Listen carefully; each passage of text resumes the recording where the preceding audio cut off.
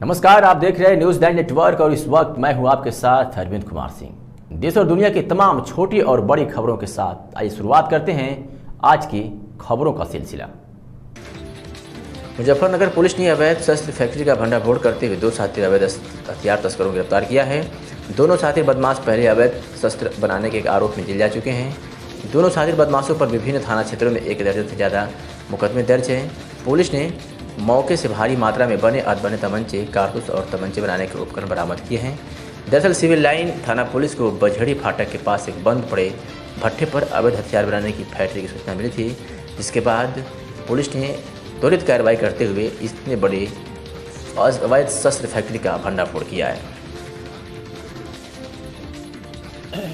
आप लोग सभी अवगत हैं कि जनपद मुजफ्फरनगर में एसएसपी महोदय के नेतृत्व में निर्देशन में अपराधों के विरुद्ध या वांछित हो, टोकटैल हो, अवैध शस्त्र निर्माण हो या अवैध शराब के निर्माणों के विरुद्ध कार्रवाई प्रचलित है। इसी परिप्रेक्ष्य में आज मुकदमा सूचना मिली थी एसएचओ सिविल लाइन साहब को कि बजेड़ी फाटक के पास कुछ लोग अवैध शस्त्र का निर्माण कर रहे हैं।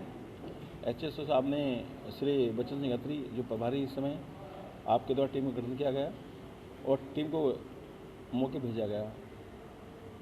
जैसे टीम पहुंची वहाँ पर देखा कि अवैध शस्त्र निर्माण हो रहा है। वहाँ तक 2 लोग गिरफ्तार किया। उन 2 लोग गिरफ्तार जो है इलियास है, दिनू हैं।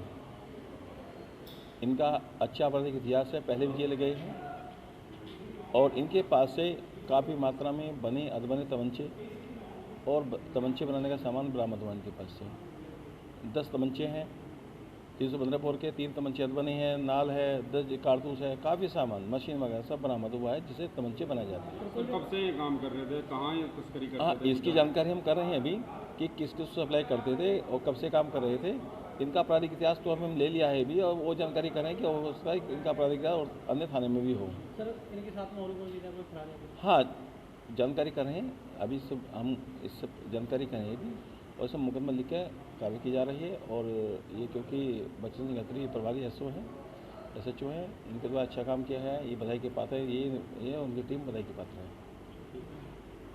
तो देश और दुनिया की ऐसी तमाम खबरों के लिए देखते रहे न्यूज़ 9 नेटवर्क। अब चाहेंगे इजाज़त। नमस्कार।